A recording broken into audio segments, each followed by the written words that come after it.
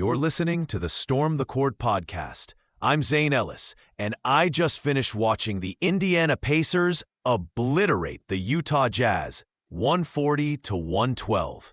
A game that felt a lot like a high-stakes playoff affair, but with a quirky twist. I don't want to overreact, but this Pacers team might be peaking at just the right moment, like a roller coaster ride that suddenly hits a jaw-dropping drop.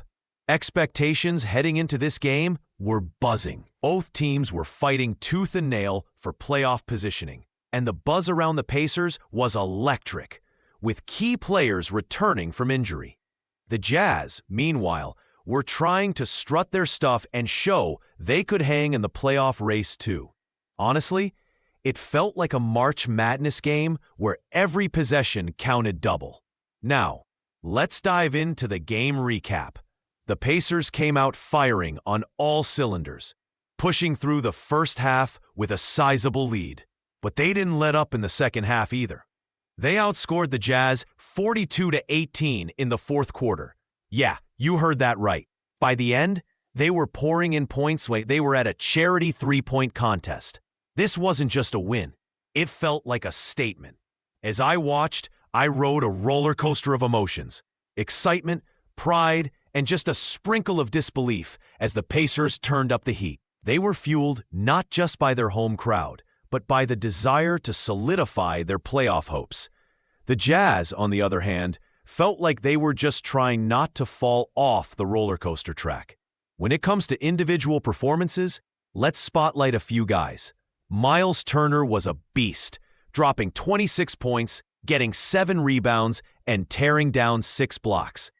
He was like a wall on defense and a scoring machine on offense.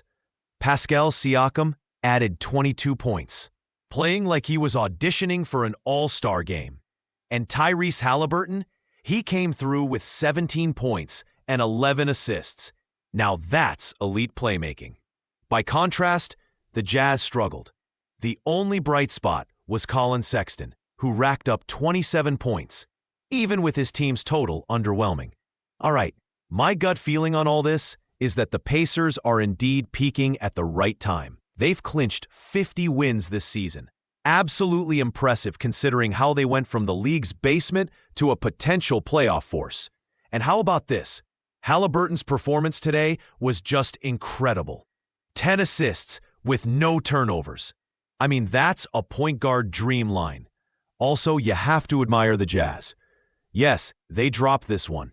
But if they can sort out their energy issues, they could become a more respectable force next season. This game felt like a revelation for the Pacers, and if they can keep this momentum going, who knows?